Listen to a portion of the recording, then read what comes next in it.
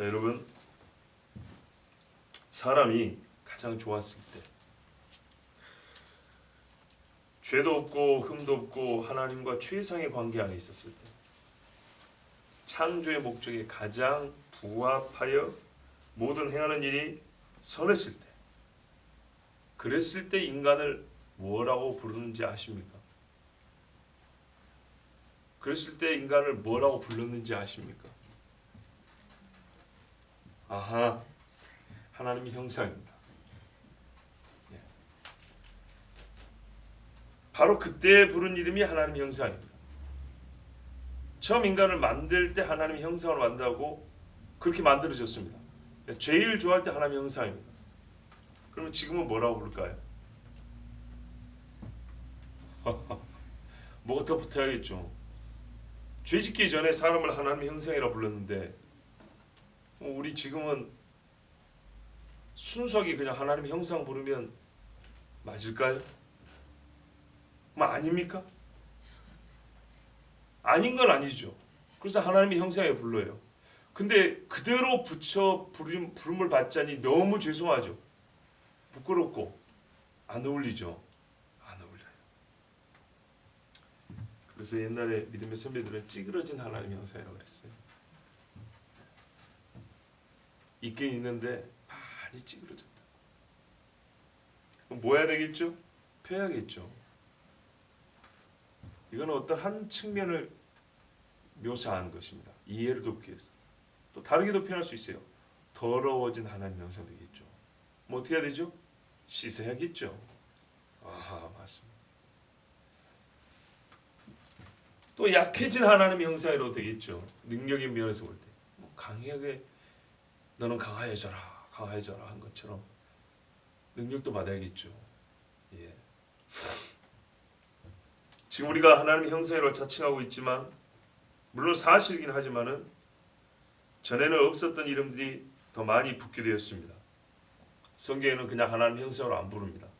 본질상 진노의 자녀, 하나님과 원수된 너희, 죄의 종노릇 하는 자, 거짓의 아비를 둔 자식. 성경에서 하나님의 형상이라고 하는 인간들에게 붙여준 이름입니다. 이런 것들이 없어져야 진짜 하나님의 형상 되는 겁니다. 그렇다면 감히 하나님의 형상이라 부르기 어렵지요. 그렇죠. 순수하게 난 하나님의 형상이다 이렇게 말하기 어렵다. 이 부패하고 추악한 실체를 가리키는 이름들과, 그러니까 진노의 자녀 이런 말, 마귀가 너희 아비다 하는 이런 말씀하고 어떻게 하나님의 형상, 정말 순수하게 하나님의 형상이 같이 놓여줄 수 있고 같이 이름이 될 수가 있을까요? 그리스도와 벨리알이 이 이름도 둘이 같이 설 수가 없는데. 그래서 우리는 잘해야 찌그러진 하나님의 형상입니다. 오늘 바로 이 사실에 대해 하나님의 말씀 듣고자 합니다. 창세기 1장 27절 참 많이 들었고요. 특별히 여기서 남자와 여자, 전통적인 시각에와 요즘에 소위 퀴어 신학이라는 이 요상한 인간들이 붙들고 싸움하는 구절 중에 한 구절입니다. 성경에서 어떻게 보면 가장 첫 싸움이 벌어지는 구절입니다. 그런데요, 그런 거는 지금 논하고 증거할 것이 아니고 오늘 여러분에게 증거할 것은 강조점이 하나님의 형상이 있습니다. 물론 예전도 하나님의 형상을 강조해서 설교했습니다. 근데 오늘은 그 중에서 의가 주제입니다. 의롭다 할 때 의가 아니라 하나님의 할 때 의가 주제입니다. 로마서 본문 말씀으로 하면 전체를 주제로 삼지 않고 주의 것이다 할 때 의가 주제입니다. 하나님의 무엇, 주의 무엇. 우리의 정체성을 규명하는데 또 최상의 설명을 제공하는 말씀이 바로 이 두 구절입니다. 이 두 구, 하나님의, 주의. 이것이 우리가 누군지를 가르쳐줍니다. 뒤에 형상은 나를 가리키는 거 아닙니까? 겉도 신자를 얘기하는 거 아닙니까? 그죠? 그러면 앞에 꾸며주는 말이 뒤에 것이 무엇인지를 규명해주는 말씀입니다. 가장 쉽고 단순하게 말하면 의는 뒷말, 그 사람, 이 사람의 기원과 소유권의 주체를 말합니다. 하나님의 형상이니까 형상은 어디서부터 기원하냐? 하나님으로부터. 주의 것이니까 이 것은 누구 거냐? 주님 것. 예. 동시에 만들어진 자로서 사람, 소유된 자로서 인간을 강력하게 주장해 줍니다. 보세요. 우리의 기원이 하나님께 있단 말은 너는 만들어진 존재야를 처음에 가르쳐 주고 있는 거예요. 주의 것이라 할 때 주님이 소유자면 너는 소유가 된 존재야. 누군가의 소유된 자로서 살아가는 거야 라는 것을 아주 강력하게 말씀해 주는 말씀들입니다. 다른 이론을 허용하지 않습니다. 우리는 하나님 주의 소유가 아니고 뭐 다른 누군가 이거는 그 다음 이야기고요. 소유되었다는 것. 이게 정말 중요합니다. 죄의 종로로 됐다. 누구든지 죄를 짓는 자는 죄의 종이니라. 죄가 주인이죠. 바뀐 겁니다. 예수님이 주인입니다. 이 사실로부터 주인이 예수라면 소유가 된 종은 누구냐? 나라는 겁니다. 이것을 성경에서는 아주 자랑스럽고 큰 소리로 외쳐주니 이 부분에 대해서 우리가 오늘 조금 더 깊게 들어봐야 되겠습니다. 자, 하나님의 형상, 이 말씀, 즉 구약에서부터 신약, 하나님의 첫 말씀에서 뒷 말씀들이 풀어지기 때문에 우리가 조금 더 비중은 앞쪽에 하나님의 형상에 좀 많이 두겠습니다. 하나님의 형상하면 하나님 없이는 아무것도 없다는 뜻입니다. 일반 언어에서 수식어, 꾸며주는 말은요, 되게 보조입니다. 이해가 잘 안 되신가요? 예를 들어볼게요. 예쁜 꽃.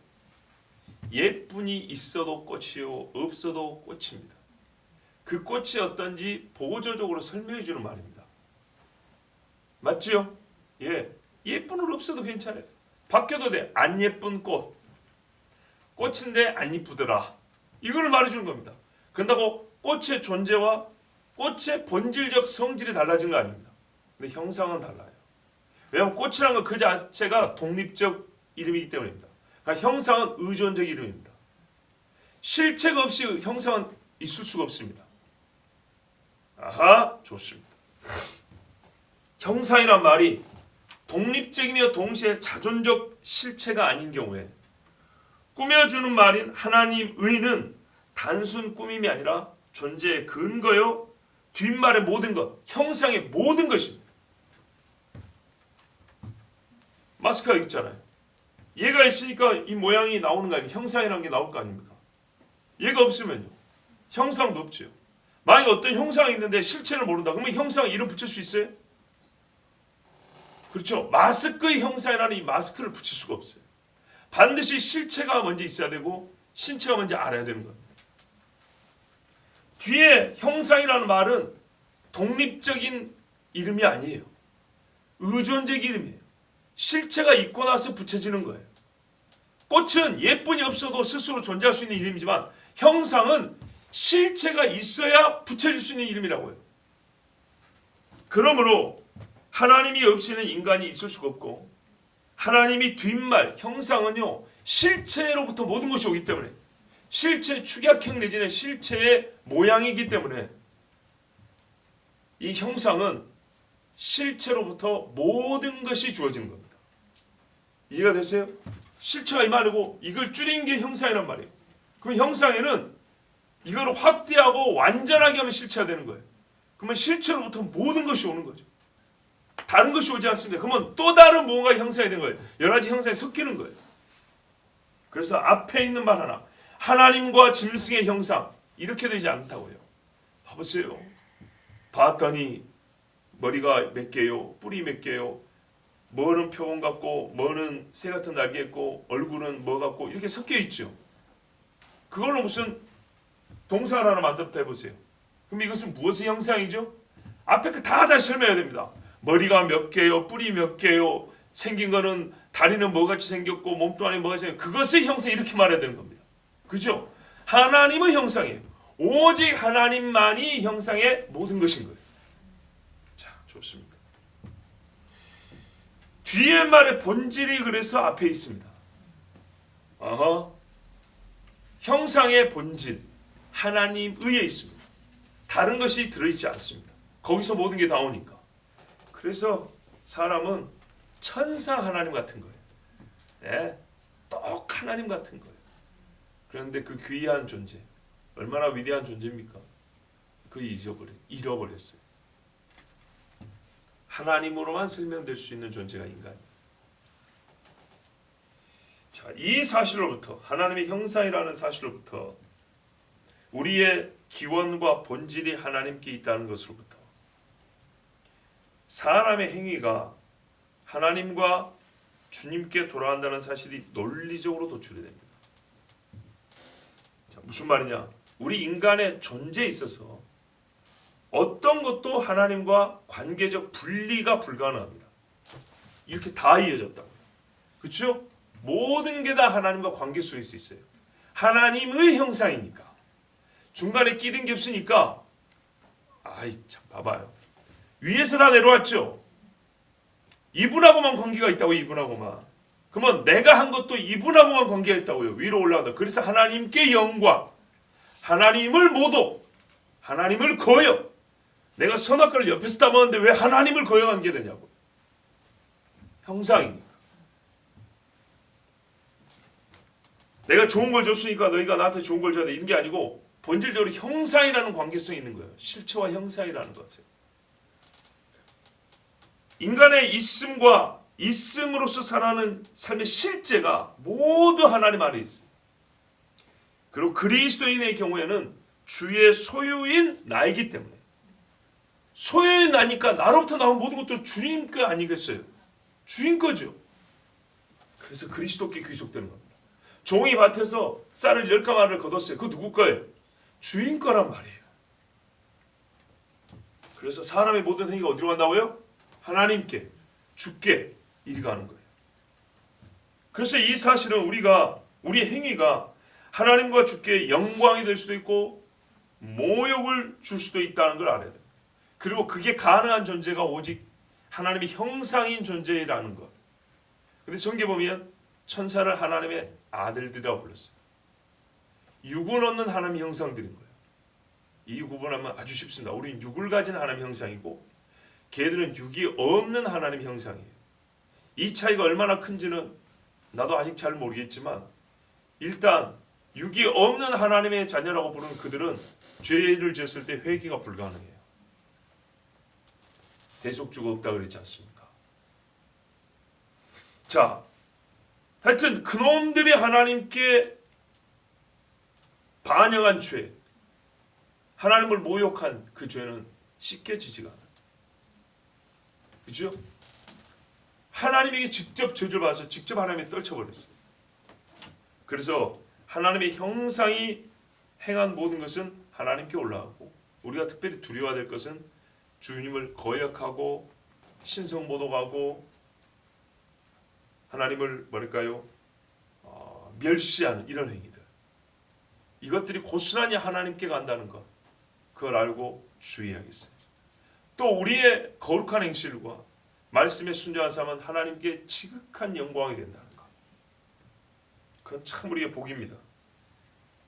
자, 그러므로 우리는 하나님께 우리 주 예수님께 최상의 영광의 삶을 살도록 힘써야겠습니다. 다만 능력은 나에게 없으므로. 왜? 찌그러진 하나님의 형상이기 때문에 찌그러진 것밖에 안 나오는 거예요. 그래서 우리는 처음부터 능력을 받되 펴는 능력부터 먼저 받았는데 펴는 능력 나에게 없어요. 그래서 순수하게 은혜로 구원을 받고 그래서 찌그러진 것이 펴진 상태에서 물론 완전치는 못하지만 일부 펴진 상태에서 행해야 하나님께 영광이 되는 거예요. 펴지지 않고 행한 것은 절대 영광이 안 돼요. 그리고 어떻게 하나님이 우리를 펴주시는가? 그 펴주실 때의 능력, 표현이 여러 가지만 성경의 표현은 의의 병기. 예. 로마서 1장부터 7장까지 어떻게 하나님이 펴주시는지, 펴졌을 때 우리가 하나님께 어떤 영광의 존재가 되는지 성경이 잘 가르쳐주고 있습니다. 자, 이제 이 하나님의 형상에서 또 한 가지 한번 들어보죠. 우리 교회 개혁자 칼빈 선생이 이런 말을 했어요. 사람이 영의 최고 정점에 오르게 됐을 때도 성경은 그가 하나님의 형상으로 창조되었다는 사실 외에는 어떤 다른 것도 그에게 돌리지 않았다. 제가 설교 초반에 한 말 같은 말입니다. 성경에서 인간이 무슨 일이든 간에 제일 잘했을 때도 하나님의 형상보다 더 높은 이름을 준 적이 없다 이 말입니다. 하나님의 형상은 인간에게 최고의 영의 이름이지만 동시에 최대치의 한계입니다. 최고로 인간이 커졌을 때에 그 이상 안 되는 마지노선입니다. 무슨 말이냐? 인간이 잘해도 하나님 의를 띌 수가 없어요. 형상을 벗어날 수가 없어요. 근데 그것을 하라고 한 게 누구예요? 마귀요. 그거 해보겠다고 한 짓이 뭐예요?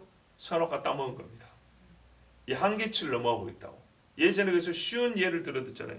부사장에서 남은 게 뭐라고요?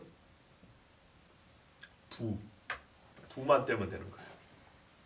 표현하면 그런 겁니다. 하나님의 형상에서 하나님의가 빠져버리고 내가 고유하게 존재되면 나는 형상이 아니라 내 자신이 자존적 존재, 신이 되는 거예요. 이게 사탄이 꿈꾼 거고 사탄이 인간이 저지르라고 부추겼던 죄예요. 자, 사람이 이 이상의 존재가 될 수 없다. 어떤 존재예요? 하나님의 형상 이상이 될 수 없어요. 이것이 우리 나 인간에게 주어진 최고의 영예로운 이름입니다. 사람이 어떤 지식과 지혜를 얻어도 처음부터 하나님을 넘어설 수 없습니다. 이 세상에 많은 사람들이 꿈꾸는 게 뭐냐면 스스로 신이 되겠다는 거예요. 그런 짓거리들이 얼마나 많습니까? 그런 구체적인 예들은 제가 다 일일이 들어드리지 않습니다. 그러면 너무 근거 없는 소리가 되나요? 인조인간, 네, 사이보그, 사람의 뇌와 척수만 끄집어내고 기계에다 딱 심어가지고 팔인도 10배로 몸이 병도 안 들어요. 썩지도 않아요. 이런 영화 같은 이야기들, 그러나 사람들이 꿈꾸는 게 그겁니다. 지금 그게 실현됐다는 말은 아니라 인간이 생각하는 바를 지금 얘기하는 겁니다. 하나님의 형상을 던져버리겠다. 내가 신이 되겠다. 철학적으로 종교적으로 돼요. 네 안에 있는 신을 발견해. 죄로 말미암아 얻게 된 모든 고통을 부정하는 말. 이거는 무요, 아무. 무라는 것은 하나님이 창조하기 전 이야기인데 창조한 이 세상에서 무라는 건 없어요. 그래도 불구하고 고통도 무요, 죽음도 무요.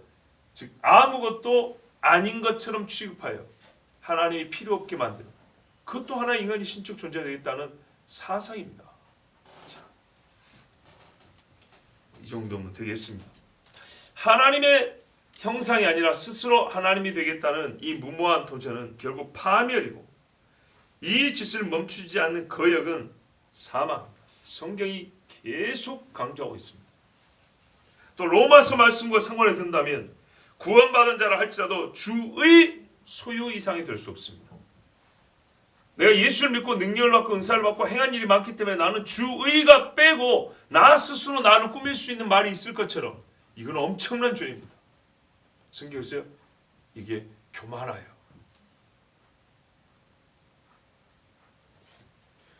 자기를 높여 적그리스도 하는 짓이죠. 다스리고 이끄시고 살리고 죽이고 쓰시고 또는 너는 안 되겠다고 버리시는 이는 예수님입니다. 어떤 은사나 큰 꿈을 가지고 있다 해서 나의가 주의보다 앞설 수 없습니다. 성경 말합니다. 종은 결코 주인보다 크지 않다. 자, 오늘의 이 하나님 의와 주의와 관련해서 생각할 수 있는 보다 많은 생각의 덩어리들이 있습니다. 아까 말했던 능력의 부분에 있었습니다. 또 하나님의 나라가 있죠. 네. 하나님의 형세에 있으면 하나님의 나라, 영광 안에서 생각할 수 있는 게 너무 많습니다. 그런데 그걸 역시 다 이야기할 수도 없고 뭐 그렇게 안 해도 됩니다. 한 가지를 깨달은 하나님은 우리에게 생각하는 능력을 주셨어. 가지를 뻗쳐나가 선한 뿌리만 박혀 있으면 10가지, 100가지 선한 열매를 맺게 하시기 때문에 일일이 다 영역별로 말씀을 드리지 않겠습니다. 다만 우리가 평상시에 떠올리기 어려운 주제를 소주제로 한두 가지 여러분에게 더 말씀을 드릴 겁니다. 한 가지만 더 말씀드릴게요. 하나님의 형상, 주의 것이라고 관계해서 한 가지. 우리는 미완의 존재라는 겁니다. 무슨 말이냐? 하나님이 우리를 만들다 말았냐 이게 아니고요. 내가 만들어진 후에 즉 인간으로서의 삶을 얘기하는 겁니다. 우리 삶의 모든 것은 미완입니다. 인간은 하나님의 형상이기에 하나님의 창조 세계에서 행하는 모든 일들은 인간이 하나님의 창조 세계에서 행하는 우리가 하는 모든 일들은 형상의 능력과 가치로서 존재합니다. 그죠? 내가 하나님으로 행하는 게 아니죠. 하나님이 행하시는 일은 하나님이 행하시기 때문에 완성이 되고 완전한데 부족함이 없는데 우리는 형상으로 행하기 때문에 꼭 형상만큼의 능력과 가치가 있는 거예요. 형상만큼의 성취가 있는 거예요. 맞습니까? 그래서 인간의 행위는 미완인 거예요. 모든 일들은 완전하다, 완성되었다고 할 것이 없습니다.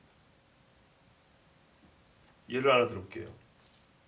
최고 지혜로운 사람이 최상의 자재로 최고 기술을 동원해서 그것도 하나님이 직접 주신 설계도를 가지고 사람이 지을 수 있는 가장 아름답고 위엄 있는 집 예루살렘 성전을 지었어요. 집 중에 최고예요. 지금까지 인간이 지은 집 중에 최고라고요. 목적 자체가 하나님의 영광을 위해 지었다고요. 하나님이 이 땅에 거하시기 위하여 지은 집이라고요. 위에서 아래로 내려오나 밑에서 위로 올라가나 그 의미가 정말 진리와 의가 입맞춤한다는 것 같이 너무 아름다운 집이었어요. 그래도 그걸 직접 지은 사람이 뭐라 그랬어요? 하나님이 참으로 땅에 거하시리이까 하늘과 하늘들의 하늘이라도 주를 용납하지 못하겠거든 하물며 내가 건축한 이 성전이오리이까. 하나님이 이 땅에 거할 수가 없는 분이에요. 그런데 하나님이 이 땅에 거하신다 할 때 그럼 우리는 어떻게 해요? 기껏해야 땅의 것으로 하나님의 집을 지을 수밖에 없어요. 아무리 좋아봐야 땅의 것이라고요. 피조물이라고요. 만들어진 것들이라고요. 그러니까 어떻게 해요? 하나님을 모시기에는 그 어떤 것도 완전하다 할 수가 없는 거예요. 하나님의 누르기에 딱 맞습니다라는 집을 인간은 절대 지을 수가 없는 거예요. 원리적으로. 그래서 인간이 하는 모든 것은 불완전, 불완성이에요. 미완성이에요. 근데 그마저도 목적과 의도가 믿음 안에서 하나님의 뜻 안에서 생각할 때 하나님이 어떻게 해요? 받으시는 거죠. 그래서 그 성전에 임하셨어요. 불로 임하시고 제물을 받으셨어요. 그 임마누엘 해주셨어요. 그러니까 우리가 너무 감사하죠. 그러나 우리가 분명히 알아야 될 사실은 뭐라고요? 이 집마저도 하나님께는 미완의 것이라는 거예요. 인간은 거기밖에 안 돼요. 히브리서 11장에 우리 사람 자신을 한번 볼까요? 이 땅을 살다간 믿음의 사람들의 명단이 기록되어 있습니다. 훨씬 많지만 그 중에 말 그대로 대표적인 사람들입니다. 예수님이 오리라 하는 예언만 듣고도 예수 온 이후를 사는 우리보다 더 잘 믿었던 사람들. 그래서 소위 믿음의 전당이라고 그러죠. 거기에 이름이 올라있는 사람들인데 즉 이 사람들이 아니면 믿음이 뭔지 우리가 알 수 없을 정도인데 그들의 삶을 뭐라고 딱 정리를 하냐 한마디로 약속된 것을 받지 못한 삶이었다고 합니다. 못 받고 살았대요. 그들은 증거를 받고 믿음으로 살았으나 자기가 바라본 그 비전의 실체를 자기 시대에 보지 못하였습니다. 예수님도 말했어요. 너희 앞선 선지자들이 지금 이 모습을 보고 싶었지만 보지 못하고 죽었다 했어요. 그래서 보는 너희 눈이 복이 있고 듣는 너희 귀가 복이 있다고 예수님이 당대 사람들이 그렇게 말했어요. 그들은 외쳤던 사람들은 자기 시대에 예수를 못 봤어요. 아브라함이 믿음이 그렇게 좋은 최고의 사람인데도 자기 당대에 예수가 오시는 그 완성된 것을 못 봤다.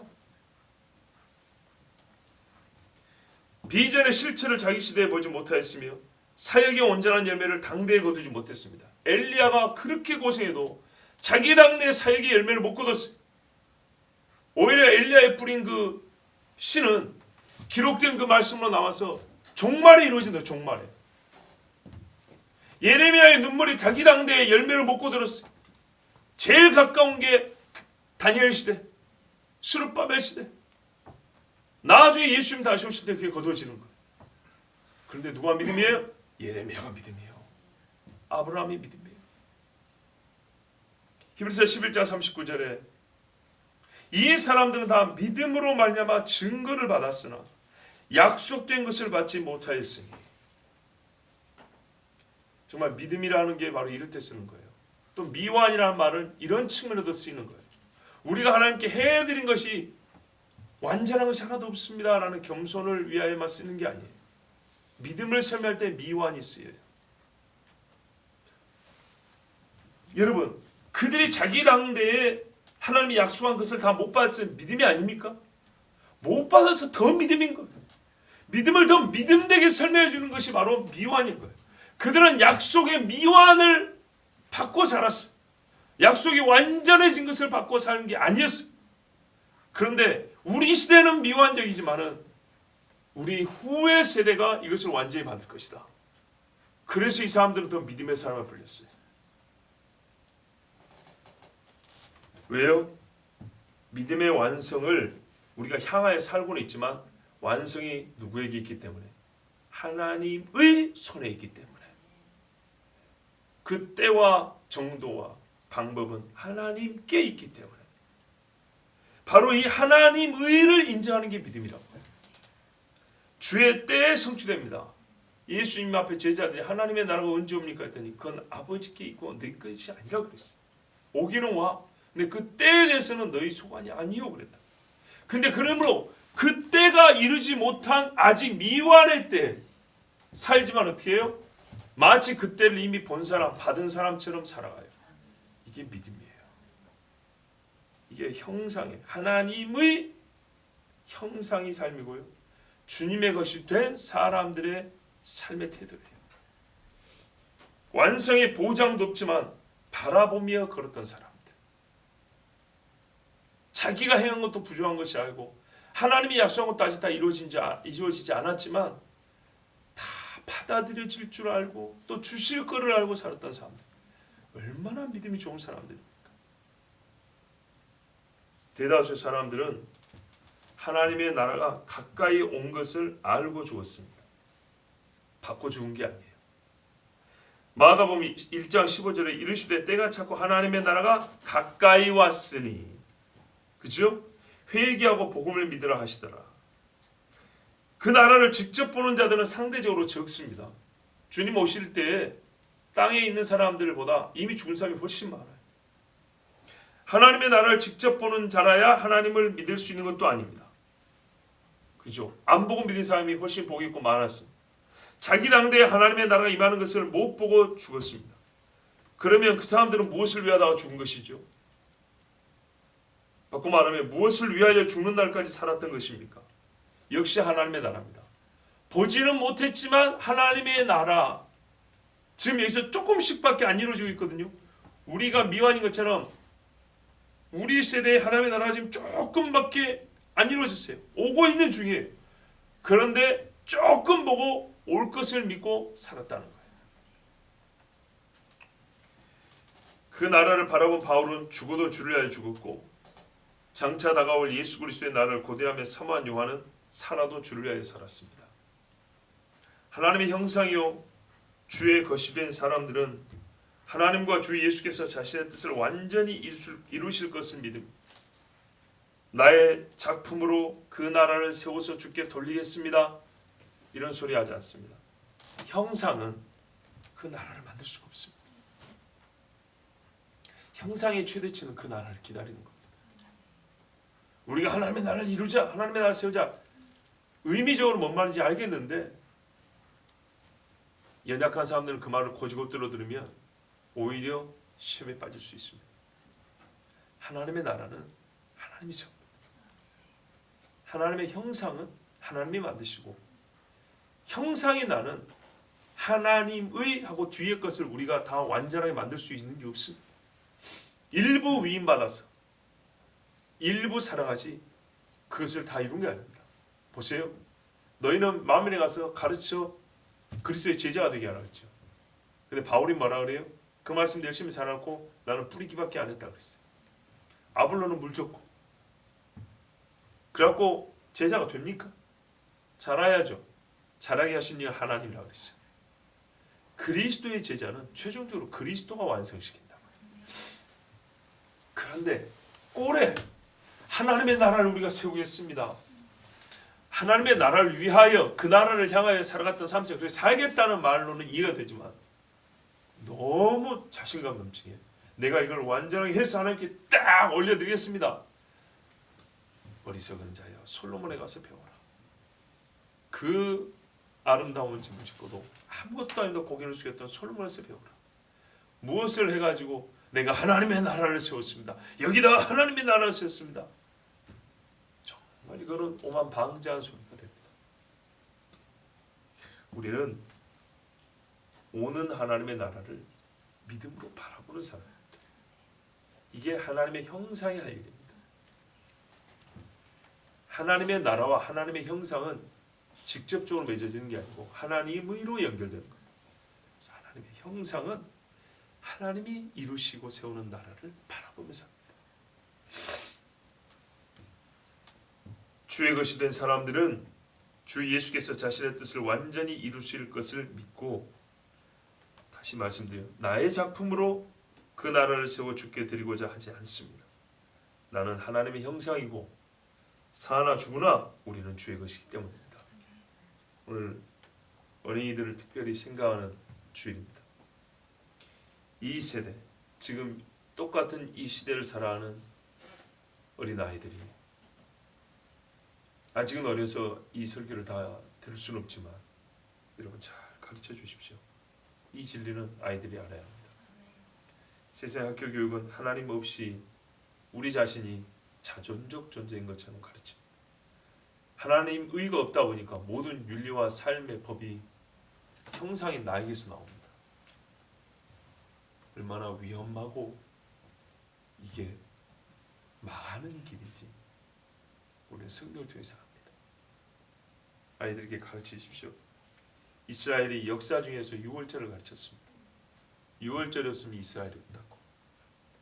하물며 그럴 텐데 그보다 더 근본적인 인간의 시작부터 가르칠 때 하나님이 없이 어떻게 우리가 누군지 알 수 있겠습니까? 우리 자녀들이 하나님의 형상으로서 존귀한 하나님의 형상이기 때문에 겸손하며 주의 것임으로 두려움 없이 주의 것으로서 주의 나라를 기다리는 종들이 되기를 기도하십시오. 부모는 부모 위에 계신 분이 있다는 것을 자녀들이 보게 해줘야 합니다.